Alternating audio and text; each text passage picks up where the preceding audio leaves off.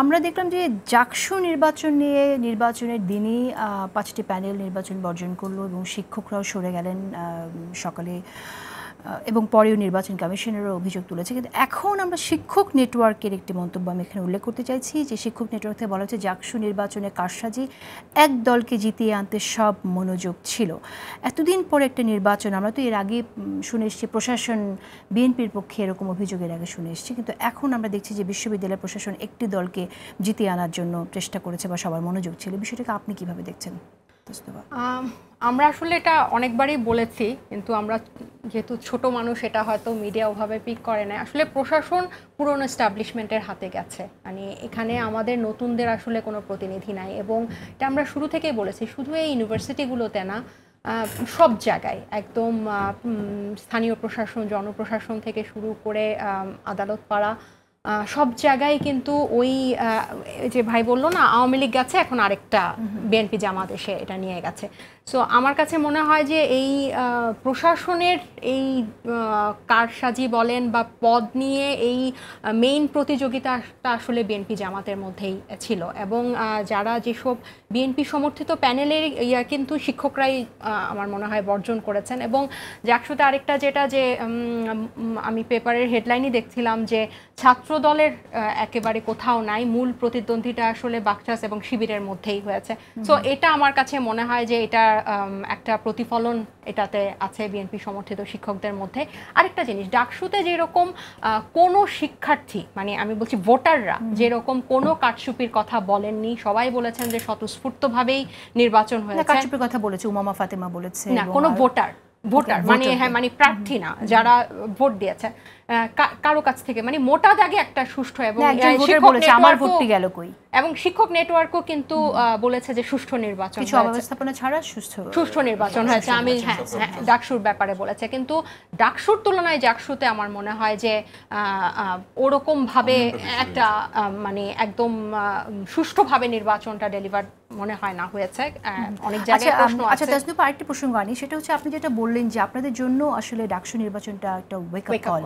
তো আপনারা কি এখন কিভাবে রাজনীতি করবেন? আপনারা কি নতুন করে ভাবছেন, কিছু নতুন করে আপনার পলিসি, পলিটিক্যাল ডিসিশন এগুলো কি হতে পারে? অবশ্যই এটা আসলে আমাকে যদি আপনি মানে আমি যখন দলের মধ্যে থাকি বা কথা বলি বা গত কয়েক মাসের আমার যদি আমাকে অবজারভেশন বলতে বলেন, আসলে আমরা এক একজন এক এক ব্যাকগ্রাউন্ড থেকে আসছি। মানে যত না আমাদের সমস্যাটা বাস্তবে ততটা হয় আমাদের একটা কল্পনায়। এই যে একটা জুজুর ভয়, এই ডান বামের জুজুর যে একটা মনস্তাত্ত্বিক ভয় আমাদের গত 15 বছরে যে মাথার মধ্যে ঢুকিয়েছে, এই ভয়টা থেকে আসলে বের হতে হবে। আমার মনে হয় যে এই বর্তমান যে রাজনীতি এখন, ইভেন ডাকসু পরবর্তীও বলেন, ডাকসুতে এই জিনিসটা না অনেক ক্লিয়ার হয়ে গেছে।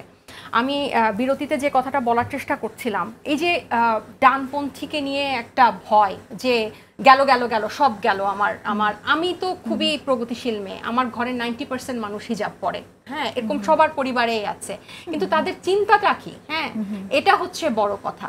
সো এটা যদি আপনি এস্টাবলিশ করতে পারেন, সব ধর্মের মানুষ সমানভাবে, সব জাতিসত্তার মানুষ, সব ভাষার মানুষ সমানভাবে নাগরিক অধিকার, যে কারণে আমাদের সে 71 থেকে 24 শেষ হয়, এটা যদি আপনি এস্টাবলিশ করতে পারেন, এটা যদি আবার কিন্তু এটা কি এনসিপি করতে পারবে? খুব সংক্ষেপে শুনতে হবে, আমার হাতে সময় আছে মাত্র 2 মিনিট।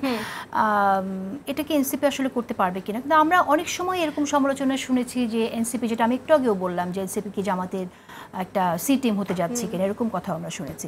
তো সেই জায়গা থেকে আপনি বললেন যে অনেক মতের মানুষ আছে, হুইচ ইজ গুড, কিন্তু আবার এটাও সত্যি যে অধিক সন্ন্যাসীতে গাজন নষ্ট না। এটা অধিক সন্ন্যাসী মানে একটা বিষয় অনেক পণ্ডিত, কিন্তু আমাদের ব্যাপারটা এরকম না। এটা যেটা হয়েছে কি, আমাদের এই শুরু থেকে যে আপনি বললেন না বি টিম, এমনভাবে এই প্রোপাগান্ডাটা আমাদেরকে গ্রাস করেছে যে আমরা আরেকটা দলের বি টিম, সি টিম, বা আমরা আরেকজনের আশ্রয়ে নিজেদেরকে বড় করছি, বা আমাদের নানান কিছু সেই গণ অভ্যুত্থান থেকে শুরু করে আজ টিল ডেট। সো এটা থেকে আমরা নিজেদেরকে মুখে বের করেছি, কথায় বের করেছি, আমরা কাজে বের করতে পারি না। কিন্তু হ্যাঁ, এই যে আপনি বললেন না আপনি সম্ভব কিনা, যে বাস্তবতার যে চ্যালেঞ্জ এই রাজনৈতিক সংস্কৃতি এবং রাজনৈতিক প্রতিযোগিতার মধ্যে, এখন কিন্তু আমরা অনেক বড় একটা প্রতিযোগিতার মধ্যে। যে কেউ আমাদেরকে এটা দিয়ে গ্রাস করতে চাইবে যে এটা আরেকটার বিটিং, এটাকে যে কোনোভাবে এটাকে ঘায়েল করতে চেষ্টা করবে, এটা থেকে বের হয়ে আসাটা চ্যালেঞ্জিং কিন্তু অসম্ভব না। এবং ডাকসুর পরে এটা আমার কাছে মনে হয় যে অর্গানিকভাবে অনেক পরিষ্কার হয়ে গেছে, সবাই কিন্তু নিজের দলকে। সাইদ আব্দুল্লাহ, ডাকসু নির্বাচনের কারসাজি নিয়ে শিক্ষক নেটওয়ার্কে যে মন্তব্য আমি একটু আপনার কাছে শুনতে চাই, আপনি কিভাবে দেখছেন আসলে এই যে নির্বাচনে কারচুপির কারসাজির যে অভিযোগ সামনে আসলো এখন?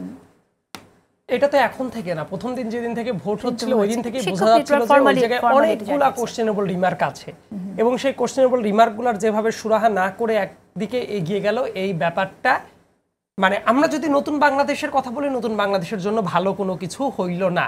এমনকি ডাকসু ইলেকশন নিয়েও ডাকসু নিয়েও কয়েকটা প্রার্থী দেখলাম, প্রার্থীরা অভিযোগ করেছে, এটা কয়েকটা পত্রিকাতেও এসেছে, আমার ভোটটি কোথায়, যে তারা ছিল হলগুলাতে যে প্রাপ্ত ভোট পেয়েছে সবগুলা হলেরটা যখন যোগ করেছে, যোগ করার পরে সেন্ট্রালি তাদের ভোটের সংখ্যা কমে গেছে, এই ধরনের কিছু অভিযোগ। এটা আমি বলছি না, কয়েকজন প্রার্থী যারা ছিল তারা বলেছে, এবং তাদের বরাত দিয়ে পত্রিকাতেও খবরটা এসেছে। অতএব এই ব্যাপারগুলো যাচাই করা উচিত। এবং ডাকসুর ইলেকশনের যে ব্যাপারটা, আমার কাছে মনে হয় যে এই ব্যাপারটা অনেক ধরনের কোশ্চেন ছিল। ছাত্র সংসদ ইলেকশন আমি কি চাই জানেন, যে এটার হাইপটা যাতে এমন না হয় এবার যেটা হলো, প্রত্যেক বছর প্রত্যেকটা প্রতিষ্ঠান ইলেকশন হওয়া উচিত।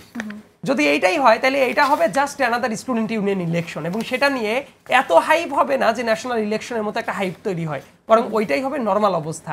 এই জায়গায় এক এক মতাদর্শের মানুষ এক এক সময় জিতবে, স্টুডেন্টরা যাকে ভোট দেবে তারা জিতবে, কিন্তু এইটাকে যে হাইপটা ওঠে তার কারণটা হলো বাংলাদেশে কোনো ইলেকশন ছিল না। সো নিয়মিত ইলেকশন হোক, সেটা অনেক গুরুত্ব পেয়ে গেছে নিশ্চয়ই, অনেক গুরুত্ব পেয়ে গেছে। ব্যাপার যে ব্যাপারটা আমি আলোচনা করিনি, জাস্ট আমি 20 সেকেন্ডে ওই ব্যাপারটা বলি। ওই টাইমে যেটা আমি বলার জন্য রেখে দিয়েছিলাম, পিয়ার নিয়ে যে কথাবার্তাগুলো চলে, আপনি খেয়াল করে দেখেন মুখে যা বলে তারা কি অন্তত তাই বিশ্বাস করে? যদি তাই করতো তারা তো প্রত্যেক আসন ধরে ধরে ব্যক্তিদেরকে নমিনেশন দিয়েছে, এবং প্রত্যেক আসনে অমক ভাইকে জেতান যে ক্যাম্পেইনটা চালাচ্ছে, এটা তো তাদের পিয়ার ক্যাম্পেইনের সাথেই সামঞ্জস্যপূর্ণ না। যে এখানেও একটা দিন দরবারের একটা কৌশল, ওই জন্য আমি বলছি যে ওই যে পিয়ার নিয়ে যে আন্দোলনের কথাটা আসছে, এটার পেছনে তাদের কথার কাজের কিন্তু এই জায়গাতে একটা। অশেষ ধন্যবাদ আব্দুল্লাহ। আমি রিমার্কিং একদম ক্লোজিং রিমার্ক আপনার কাছে শুনতে চাই। আব্দুল্লাহ ঠাকুর, যে জোট আমরা দেখছি ইসলামিক দলগুলোর ভোট ব্যাংক হচ্ছে, জাতির জন্য কি আসবে সেখান থেকে খুব সংক্ষেপে যদি আপনি বলেন। এই মুহূর্তে জাতির জন্য যেটা আসবে সেটা হলো যে নির্বাচনটা অনিশ্চিত হয়ে উঠবে।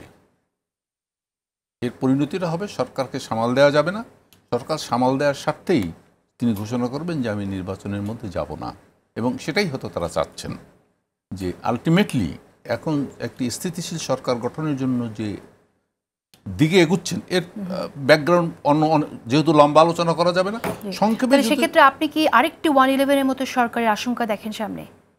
আমি দেখেন 111 বলবেন না 911 বলে আমি কোনো 11 দিয়ে এটাকে দেখতে চাই না, তবে আমি এটা বুঝতে চাই যে কিছুই তো শূন্য থাকে না, একজন গেলে তার জায়গায় আরেকজন আসবে, এই অভিজ্ঞতার আলোকেই তো আরেকজন আসবে। ইউনূস সাহেবকে আমরা যতটা অভিজ্ঞতার মধ্যে দিয়ে পেতে চেয়েছিলাম, তার সেই অভিজ্ঞতা পূর্ণ না হলে, আমরা চাই ডক্টর মোহাম্মদ ইউনূস সফল হোক, তিনি শূন্যরে করিব পূর্ণ, এই বারতা বহিবে সদাই। রবীন্দ্রনাথ সেই কথাটি আমরা ব্যাক করতে চাই, যে কখনোই শূন্য থাকবে না।